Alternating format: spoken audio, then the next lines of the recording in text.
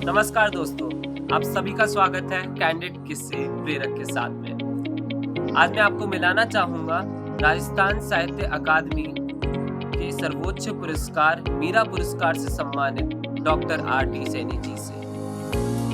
वो राजस्थान लोक सेवा आयोग के अध्यक्ष रह चुके हैं और उससे पहले 15 साल राजस्थान हिंदी ग्रंथ अकादमी के डायरेक्टर भी रह चुके हैं। उनके निर्देशन में 200 से ज्यादा किताबें स्टूडेंट्स के लिए आ चुकी हैं।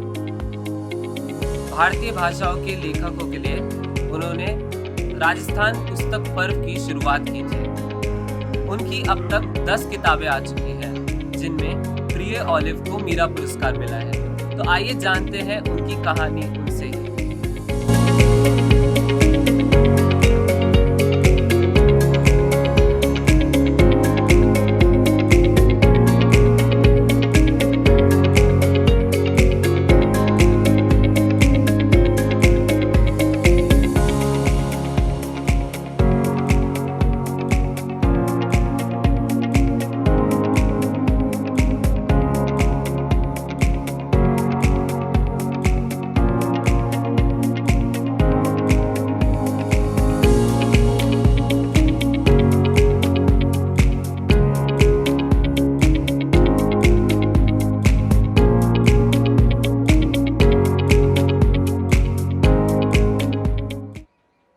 नमस्कार सर, आपके सामने बैठना ही मेरे लिए बहुत बड़ी उपलब्धि है। मेरी क्यूरियोसिटी काफ़ी प्रिय ऑलिव को लेकर रही, क्योंकि उसी के लिए आपको मीरा पुरस्कार भी मिला और मैं खुद एक एनिमल लवर हूँ। तो मैं जानना चाहूँगा उसके पीछे का थॉट प्रोसेस और क्या उसके पीछे आपकी सोच रही, जो इतनी खूबसूरत हमें किताब ये पढ़ने को मिली। प्रिय ओलिव को लिखने की कहीं कोई भूमिका नहीं थी, न कोई आइडिया था, सोचा भी नहीं था कभी। मेरा पालतू पेट था ओलिव, वो बीमार हुआ और जो डॉक्टर्स हैं उनके गलत ट्रीटमेंट से वो लगभग लकवाग्रस्त हो गया।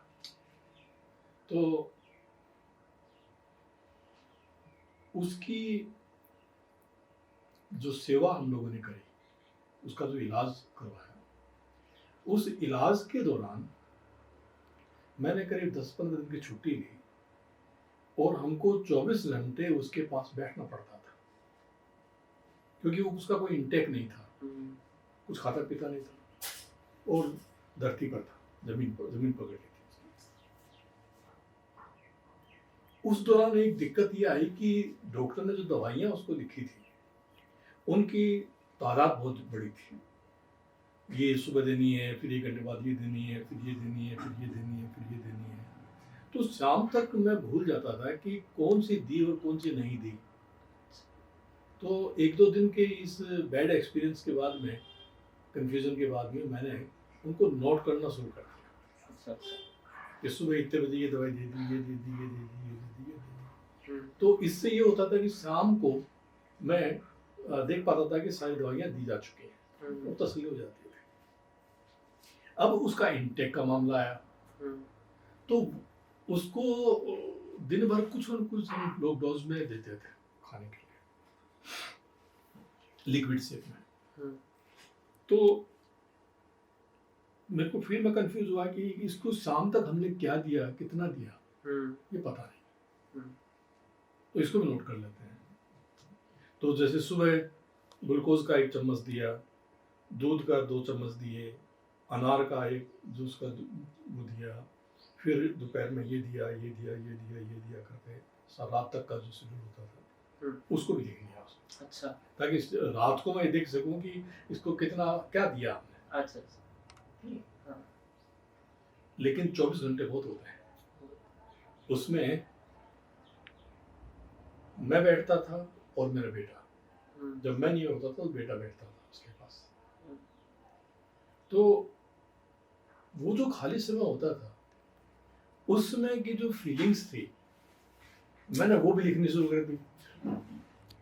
खाली तो था ही, उनको भी नोट कर लिया और ये चलता रहा। हम्म, ओलिव ठीक हो गया एक दिन। अच्छा। ठीक हो गया तो ये सारे जो कागज वगैरह थे इन सबको मैंने रख दिया। हम्म, एक दिन क्या हुआ, ये बात खत्म हो गई। एक दिन क्या हुआ कि मैंने बेटे का लैपटॉप देखा हम्म, तो उसने स्क्रीन पर कुछ लिखा हुआ था इंग्लिश में। अच्छा अच्छा अच्छा। वो ओलिव के बारे में ही था। उसका 1.5 पेज लिखा हुआ था इंग्लिश में। वो बड़ा मार्मिक था। तो मुझे एक खुशी हुई कि चलो शायद बेटा कुछ लिख रहा होगा इसके हम्म, ऊपर। लेकिन महीने 2 महीने 3 महीने तक मैंने देखा कि बस वो 1.5 पेज ही रहा हम्म, और उधर उसका कोई ध्यान गया नहीं। हम्म, तो यहाँ से मुझे आइडिया आया कि क्यों नहीं मैं इसके ऊपर राइटिंग करूँ। अच्छा अच्छा। और आपने पहले सब कुछ इतना नोट कर तो लिया? वो सारा जो नोट्स वगैरह थे, सारी जो चीज़ें थी वो मेरे काम आई अच्छा अच्छा। और उसको मैंने उसमें जो इस्तेमाल किया। और इस प्रकार से एक थॉट ये डेवलप हुआ उसमें कि पेट्स हमको बहुत प्यार करते हैं, बहुत बहुत। ठीक है, हम भी उनको बहुत प्यार करते हैं। हम्म, तो एक कहावत है कि जो डॉग होता है वो बड़ा स्वामी भक्त होता है। स्वामी भक्त होता है। तो सवाल दूसरा ये है कि स्वामी भी अपने डॉग के प्रति, पेट के प्रति कितना वफादार होता है, कितना? ये देखने की चीज आएगी। बिल्कुल सर, बिल्कुल। है ना? मैंने जब हमारा पूरा वो देखा तो उसमें मेरी फैमिली का कंट्रीब्यूशन था कि हमने अपने पूरे मन से उसकी सेवा करी थी। यस। तो मुझे ये लगा कि जो पेट्स हैं हम्म, वो ऑर्नामेंटल नहीं है, हाँ बिल्कुल सर। क्योंकि जब वो असहाय अवस्था में हो, जब वो बीमार हो जाए, तो सारी चीज़ें जब ऐसी हों उस समय हमको भी उनकी कदर करनी चाहिए, उनकी सेवा करनी चाहिए।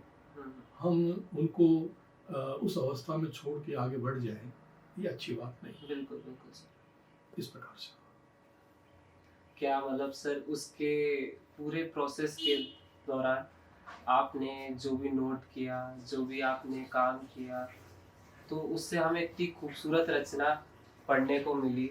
और जो कि मतलब सही में किसी भी मतलब जो पेट ओनर है या मतलब जिन जो एनिमल लवर है उनके लिए कितनी कितनी खूबसूरत हो सकती है जब वो पढ़े, इसे समझे, एक डीप तरीके से इसको देखे। जब ये लिख लिया मैंने तो उसके बाद में एक चीज मेरे को दिखाई दी, मनुष्य का जो इतिहास है, अगर उसमें हम देखते हैं तो हम ये पाते हैं कि जो मनुष्य था उसका पहला साथी भेड़िया था। मैं आखेट अवस्था की बात करता हूँ, ठीक है। तो जब वो आखेट अवस्था में था तो वो भेड़िया उसके साथ शिकार में वहां यहाँ काम करता था। जो डॉग होता है वो उसी की नस्ल है। हाँ, इसका मतलब ये हुआ कि जो डॉग हैं वे मनुष्य के प्राचीन साथी हैं और पहला साथी है। पहला साथी है सर, बिल्कुल। इसीलिए आज भी कहते हैं ना कि जो डॉग है वो हमको समझता है। तो वो वहाँ लैंग्वेज काम नहीं कर रही है, वो जो शताब्दियों का, युगों का उसका साथ है वो उसके पीछे काम करता। तो यहाँ दूसरी चीज और पकड़ में आई मेरे, और वो ये आई कि मनुष्य का और पशु का अभिन्न संबंध है और दोनों एक दूसरे के पूरक है। बिल्कुल सर। और भारत जैसा कृषि प्रधान देश, हाँ, जहाँ पशु धन जो है बड़ा महत्वपूर्ण है, बिल्कुल सर। तो प्रिय ओलिव एक पेट की कहानी न होकर पशुओं के साथ मनुष्य का जो संबंध है उसकी बात करती है और इस प्रकार वो संवेदना का विस्तार करती है। ठीक है सर। आपके करियर ग्राफ में आपने बहुत सारे किरदार निभाए हैं और बहुत इम्पोर्टेंट किरदार निभाए हैं। मैं ये आपसे जानना चाहूंगा कि आपके लिए सबसे महत्वपूर्ण कौन सा था? जिन किरदारों की बात कर रही है, पदों की बात कर रहे हैं आप, तो किरदार तो मेरा एक ही है है ना, पद अलग अलग रहेंगे, हाँ बिल्कुल। भूमिकाएं अलग अलग रहेंगी, ड्यूटीज अलग अलग रहेंगी। हम्म, तो ये जितने भी पद थे, चाहे वो पुलिस प्रवक्ता का हो, चाहे वो प्रिंसिपल का हो, चाहे वो अकेडमी के निदेशक का हो, चाहे वो आयोग के अध्यक्ष का हो, ये महज रोजी रोटी के लिए थे, है ना। और संयोग बनता चला गया और ऐसी चीजें होती चली गई। ये मेरी कोई आकांक्षा नहीं थी अच्छा। ऐसा सब करना। मेरी जो आकांक्षा थी बचपन से, वो एक लेखक बनने की थी, और आज भी वही है। बिल्कुल सर। ठीक है। तो वो जो लेखक बनने का सपना था, उस सपने के ये बाई प्रोडक्ट है। अच्छा। और मैंने कहा कि जैसे शुरुआत तो वहां से हुई थी, और ये चीज आती चली गई इसके अंदर। और ऐसा होता है, जीवन बहुत लंबा होता है, तो उस लंबे जीवन में आप बहुत सी सीढ़ियां चढ़ते हैं, उतरते हैं, तो सब कुछ, कई चीजें छूटती हैं, कई चीजें आती हैं, ऐसे होता रहता है। सर आपकी एक महत्वपूर्ण किताब है, कुछ यूं रचती है हमें किताब, तो मैं जानना चाहूंगा क्या वो आपकी खुद की स्टोरी है? क्योंकि जिस तरीके से उसमें आपने बिल्कुल एक एक्सपीरियंस लगती है वो स्टोरी पूरी, कि मतलब हाँ सही में ये हुआ है, हम फील कर सकते हैं। तो उसके बारे में अगर है, सच्चा है ये कि आप ही के ऊपर है, वो आपने ही लिखी, तो थोड़ा उसमें आप बताएं कि क्या रहा होगी। मेरी 10 किताबें हैं। 10 किताबों में अभी तक मेरी अपनी प्रिय जो किताबें हैं वो 2 ही हैं, प्रिय ओलिव और किताब। किताब के बारे में आपने पूछा कि क्या उसकी जो कथा है वो मेरे व्यक्तिगत जीवन से जुड़ी हुई है, तो सच यही है कि ऐसा घटित हुआ था। अच्छा। है ना। और यहीं से पुस्तकों के प्रति मेरा प्रेम प्रारंभ हुआ, और ये जो पुस्तक प्रेम है ये आज भी बना हुआ है। इसी पुस्तक प्रेम ने मुझे लेखक बनाया। इसी पुस्तक प्रेम ने मुझे पढ़ने की, लिखने की प्रेरणा दी। इसी पुस्तक प्रेम से मैं विभिन्न पदों पर पहुंचा, और इसी प्रेम ने मुझे इस राजस्थान साहित्य अकेडमी के बड़े पुरस्कार तक पहुंचाया। तो किताब का मेरे जीवन में तो बहुत महत्व है। एक आपने किताब पढ़ी है, एक छोटी सी घटना है कि एक बच्चा जो घर से भागा करता था, उसको ट्रेन में ये किताब पढ़ने को मिली, है ना, और उस बच्चे ने वो किताब पढ़ ली। उस किताब को पढ़कर उसकी रुचि वैसे ही किताबें पढ़ने की हुई, और ये रुचि विकसित होते होते वो पढ़ता चला गया, देश विदेश का साहित्य पढ़ता चला गया। तो एक तरफ तो उसकी पुस्तक पढ़ने की जो प्रवृत्ति थी वो विकसित हुई, दूसरी तरफ एक प्रोसेस शुरू हुआ उसमें। ये प्रोसेस किसका था? लैंग्वेज का था। ये प्रोसेस नॉलेज का था, है ना। ये स्वतः ही डेवलप हो रहे थे। किताब जो है वो इसका मैसेज देती है कि टेक्स्ट बुक जो बच्चा पढ़ता है, वहाँ टेक्स्ट उसको एक दायरे में बांध देती है, लेकिन जो पाठ्येतर पुस्तकें होती हैं, पाठ्य पुस्तकों के अलावा जो पुस्तकें होती हैं, वो उसको खोलती है और खोलकर उसको विस्तार देती है। उस किताब ने यही विस्तार मुझे दिया। तो मुझे लगा कि इस घटना को, जो मेरे जीवन की घटना थी, इस घटना को मुझे लिखना चाहिए। और 50 साल बाद उस घटना को लेकर लिखना बहुत कठिन काम था, हम्म, क्योंकि बचपन उस छोटे बच्चे की बचपन की जो यादें थी, उनको पुनर्जीवित करना और फिर से उनको लाना मुश्किल था। हम्म, लेकिन जितना मुझसे संभव बना किया। आपने किया। सर, तो मैं ये जानना चाहूंगा, जैसे कि आपकी ये दोनों ही जो आपने बोली किताबें आपकी बहुत प्रिय हैं, तो इनमें एक फ्लो में देख सकते हो, एक पोएटिक फ्लो। तो मतलब आपकी दो कविता संग्रह भी आ चुके हैं, और मतलब उसमें दिखता है कि मतलब इन किताबों में कि वो पोएटिक फ्लो आपका एक चलते रहता है। तो ये जो शैली है आपकी लिखने की, तो मैं जानना चाहूंगा, पहले आप कविता लिखने में इंटरेस्टेड थे और फिर बाद में कहानियां लिखने लगे, या पहले कहानीकार बने फिर आपने कविता लिखनी चालू करी? मज़ेदार चीज़ बताता हूँ इससे जुड़ी हुई। मैंने कहा कि वो जो किताब मुझे ट्रेन में पढ़ने को मिली थी, उस किताब से मैंने तरह तरह की किताबें पढ़ी, हम्म, और इन्हीं को पढ़ते हुए ये करीब करीब मैं रहा हूँगा 8वीं क्लास में। हम्म, मुझे ऐसा लगा कि मैं भी लिख सकता हूँ। अच्छा, तो मैंने जो लेखन शुरू किया वो उपन्यास से शुरू किया, अच्छा, और 8वीं 9वीं 10वीं तक मैंने लगभग 1 दर्जन उपन्यास उसमें लिखे। 1 दर्जन? उपन्यास लिखे होंगे, है ना। तो बस एक जुनून था, हम्म, और वो लिखता चला गया। फिर उनको लेकर मैं प्रकाशकों के पास घूमा। उम्र कितनी रही होगी इसमें ज़रा सोच सकते हैं। प्रकाशक उसको क्या तवज्जो देते हैं, क्या सोचते हैं उसके बारे में, ये भी एक समझने की बात है।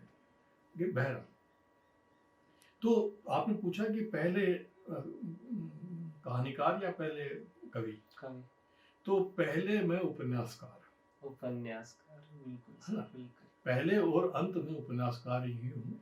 और एक रचनाकार जो होता है, उसका जो सृजन होता है, हम्म, उसमें कई डायमेंशन, उसके दिशाएं होती हैं उसकी। तो कविता भी आ जाती है, उसमें नाटक भी आ सकता है, निबंध भी आ सकता है, और भी चीज़ें आ सकती हैं। लेकिन मेरी जो अपनी विधा है, जिसको मैं पसंद करता हूँ, जहाँ मैं अच्छे से आपको डिलीवर कर सकता हूँ, वो उपन्यास ही है। और ये इसलिए क्योंकि मेरा बीज वहाँ है।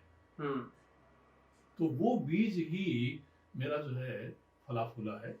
और आप प्रिय ओली को पढ़ लीजिए, चाहे किताब को पढ़ लीजिए, आप उनको पढ़ते हुए जो बात आपने कही ना, कि वो फ्लो आता है, एक फिक्शन का सा मिजाज आता है, हाँ, है ना। तो फिक्शन का मिजाज इसलिए आता है क्योंकि मैं मूलतः उपन्यासकार हूँ। एक इंटरेस्टिंग बात बताता हूँ। मैंने जो कविताएं लिखी, वो कविताएं कथा कविताएं हैं। और जब उस पूरी कविता को कोई पढ़ लेता है तो लगता है कि यार कथा से कविता निकल रही है, कविता से कथा निकल रही है ना। तो ये कथा का जो उसमें तत्व आता है, ये इसलिए आता है क्योंकि मूलतः मैं उपन्यासकार हूँ। और जब मैं कोई कहानी लिखने के बारे में सोचता हूँ तो मैं कहानी नहीं लिख पाता, है ना। लघु कथा तो फिर भी लिख लेता हूँ, लेकिन कहानी नहीं लिख पाता मैं। कहानी इसलिए नहीं लिख पाता मैं क्योंकि कहानी का जो, जैसे मैं कहानी के बारे में सोचता हूँ, वो उपन्यास का आकार ले लेती है। और हर कहानी को उपन्यास तो नहीं बनाया जा सकता, तो मैं वहीं रुक जाता हूँ। इसलिए आपके सवाल का जवाब ये है कि मैं कहानीकार या कवि या नाटककार या जो चीज़ें हैं वो मेरे लिए ज़्यादा महत्वपूर्ण नहीं है। मेरा उपन्यासकार मेरे लिए ज़्यादा महत्वपूर्ण है। सर, आपका ये जो जुनून है, जो आपने बोला कि बचपन से था लिखने के लिए, वो मैंने देखा कि कैसे आपने पास ऑन किया राजस्थान हिंदी ग्रंथ अकादमी में, जब आपने स्टूडेंट्स के लिए इतनी किताबें निकाली। तो वो एक जुनून जो पढ़ने को लेकर है, जो लिखने को लेकर है, वो आप चाहते हैं कि पीढ़ी दर पीढ़ी पहुंचते रहे, और मतलब इम्पोर्टेंस समझने आए कमिंग जनरेशन को कि पढ़ना लिखना कितना ज़रूरी है, और शायद उससे वो प्रेम करके वो भी उतनी ही अ, उतनी ही अच्छी तरीके से पढ़ने और लिखने को अपनी नेक्स्ट जनरेशन को पास ऑन कर पाए। आपका सवाल सीधा सीधा जुड़ता है एजुकेशन से। हम्म, जो एजुकेशन है, शिक्षा है, वह हमें आजाद करती है, हम्म, वह हमारा निर्माण करती है। और ये जो शिक्षा है, इस शिक्षा में जो पुस्तकें हैं, पढ़ने की जो प्रवृत्ति है, उसकी महत्ता है। तो एक शिक्षाविद के, एक लेखक के रूप में, एक शिक्षाविद के रूप में मैं ये अनुभव करता हूँ कि एक पीढ़ी दूसरी पीढ़ी को पास ऑन करती है, हम्म, और ये जो परंपरा है ये चलती रहती है, एक प्रोसेस से चलता है, एक धाराएं बहती रहती है, और इसी में से चीजें निकलती हैं। हम्म, आज तकनीकी आ रही है, हाँ बिल्कुल। आप लैपटॉप या स्मार्टफोन या दूसरी जो चीजें हैं वो हमारे जीवन में बड़े हावी दिखाई देती हैं। हाँ, लेकिन लैपटॉप है, चाहे वो स्मार्टफोन है, चाहे वो कोई दूसरी चीज है, सोशल मीडिया है, वो हमको संस्कारित नहीं करता। हम्म, वो जो भीतर से जो सारी चीज आपको, जो आपका निर्माण होता है, वो निर्माण नहीं करता वो आपका। जैसे इस कमरे की हम इसका रंग रोगन कर दें, तो ये चीजें जो मीडिया की हैं, ये रंग रोगन करने जैसी चीजें हैं। हाँ, और रंग रोगन जो किया गया वो स्थायी नहीं होता, बिल्कुल। वो फेड होता रहता है। 1 साल 2 साल बाद में वो बिल्कुल उसका अपना असर खत्म हो जाता है उसका। किताब जब आप पढ़ते हैं, पुस्तक जब आप पढ़ते हैं, पढ़ने की जो प्रवृत्ति आप में होती है, तो आप में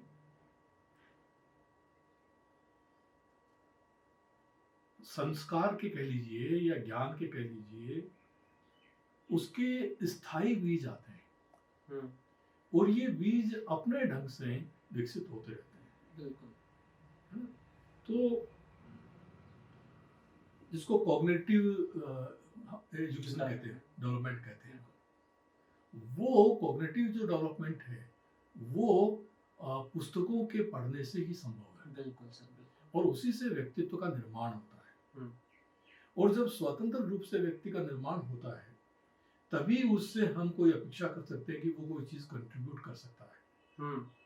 महत्वपूर्ण ये नहीं है कि एक बच्चा डॉक्टर बन गया, महत्वपूर्ण ये नहीं है कि कोई इंजीनियर बन गया, महत्वपूर्ण ये है कि इंजीनियर बनकर उसका कंट्रीब्यूशन क्या रहा टू द सोसाइटी, सोसाइटी, बिगर मतलब पिक्चर में क्या कंट्रीब्यूट किया उसने, क्या कंट्रीब्यूट। और जब हम देखते हैं कि नहीं, वो तो एक वेतनभोगी व्यक्ति रहा, वेतन लिया और कहानी खत्म हो गई।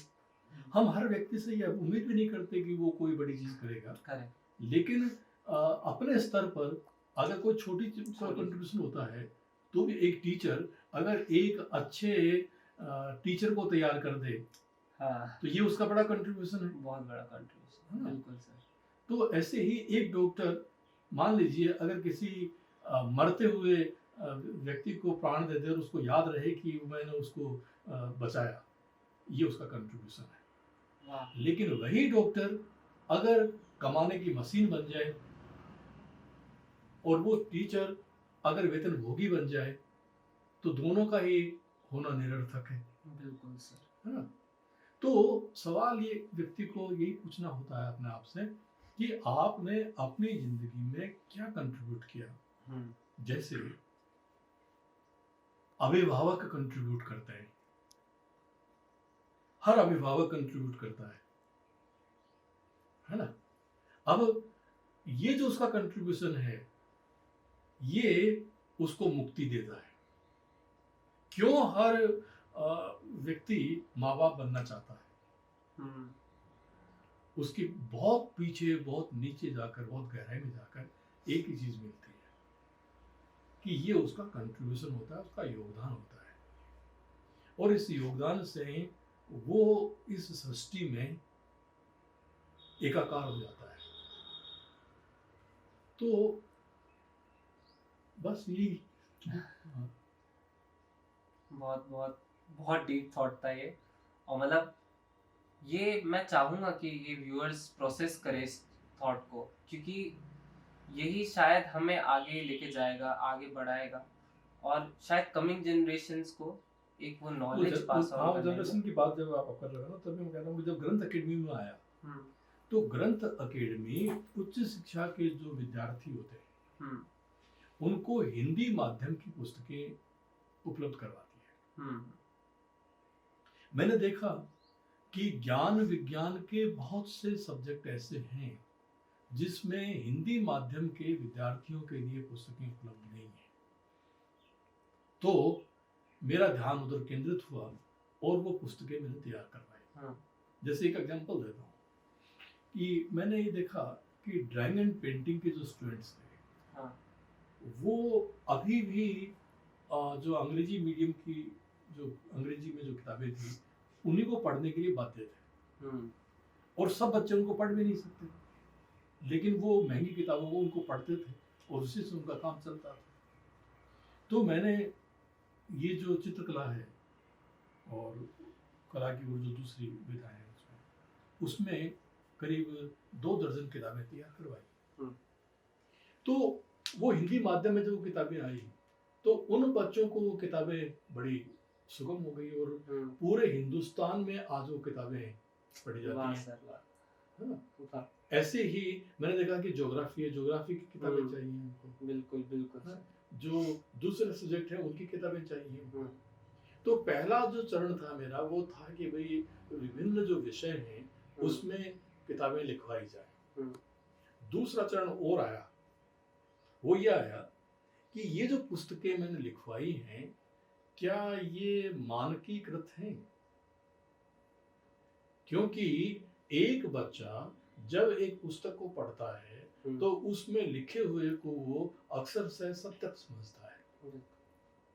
तो आपने अगर गलत भी उसमें दे दिया, झूठ भी कुछ दे दिया तो उसके लिए सच है। हाँ, सच है, बिल्कुल, है ना। तो इसका मतलब ये हुआ कि हमको जो कंटेंट देना है वो कंटेंट बहुत प्रामाणिक होना चाहिए और उसकी प्रामाणिकता की जांच होनी चाहिए। तो इसका एक प्रोसेस डेवलप करना चाहिए, जैसे एनसीईआरटी ने किया। बिल्कुल। तो एनसीईआरटी ने जो काम किया वो स्कूलों के लिए किया, हाँ, लेकिन हायर एजुकेशन के लिए ऐसा काम आज तक भारत में नहीं हुआ। तो इसकी भी कोई विधि विकसित करनी चाहिए। तो ये चीज मैं कर रहा था, उसी दौरान मैं दूसरी जगह चला गया। तो ये दूसरा था। तो मेरा कहना मतलब ये हुआ कि अगर कोई पाठ्य पुस्तक है और वो बच्चों के लिए आई है तो वो हर तरह से प्रामाणिक होनी चाहिए, भाषा की दृष्टि से, कंटेंट की दृष्टि से, है ना। ये सारी जो चीजें हैं वो उसकी प्रामाणिक होनी चाहिए और वो ग्राह्य भी होनी चाहिए। बिल्कुल। क्योंकि क्या बात है कि बच्चे किताबों से डरते हैं, जैसे वो ततैया या बिच्छू हो, है ना। बच्चे ग्रैब ही नहीं कर पाएंगे, नहीं कर पाते तो फिर उसको क्या करो, उसका क्या करे उसका। बच्चा तो एक जाति होती है उसके ऊपर कि उसको दे दो, वो पढ़ेगा, क्या करे वो तो रटता है उसको। तो रटता है तो रटा हुआ उसका जो है वो एक परीक्षा देता है, वहां तक तो उसको रटता है और उसके बाद उसको भूल आ जाता है, मुक्ति मिली उसको, हल्का हो जाता है उससे, है ना। तो उसने कंसीव नहीं किया, है ना। तो ये जो कंसीव करने की चीज है ये किताब में होनी चाहिए। आपने प्रिय ओली को पढ़ा, चाहे किताब को पढ़ा, तो आपने उसको कंसीव किया। तो एक लेखक के बतौर आप जब लिखें तो इस प्रकार का सार्थक लेखन होना चाहिए कि पाठक उसको पढ़कर कहीं कुछ चीजें अपने भीतर रख ले। बिल्कुल। सर, तो मतलब इतने सारे सवाल जवाब के बाद मैं आपसे फिर से थोड़े से सवाल जवाब करने दूंगा, पर इस बार फटाफट। ये है रैपिड फायर राउंड और मैं आपसे एक एक शब्द में या फिर एक एक लाइन में जवाब चाहूंगा। साहित्य में आपकी प्रिय विधा? उपन्यास। आपका ड्रीम? लोकप्रिय उपन्यासकार बनना। आपका कौन सा सिनेमा है जो आपको सबसे पसंद आता है? मैं नेटफ्लिक्स पर ज्यादातर जो सस्पेंस की पिक्चरें होती है वो देखता हूँ, थ्रिलर। आपकी फेवरेट क्लासिक नॉवल और जो आपको लगता है कि सबको पढ़नी ही चाहिए? ए टेल ऑफ टू सिटीज। किताब आपके लिए क्या है? जीवन और खुराक। तो ये मुझे लगता है ये खुराक सबको लेती रहनी चाहिए। आप भी लीजिए, मैं भी लूँगा, क्योंकि सर से मिलके मेरे को तो बहुत मोटिवेशन मिल चुकी है। तो कोशिश करें कि पढ़ते रहें आप और सीखते रहें। और सर बहुत-बहुत धन्यवाद आपका कि आपने टाइम निकाला और इतना खूबसूरत इंटरव्यू हमें दिया। तो मैं आशा करता हूँ आप सब भी इससे कुछ सीख पाए होंगे। अगली बार मिलते हैं इसी चैनल पर।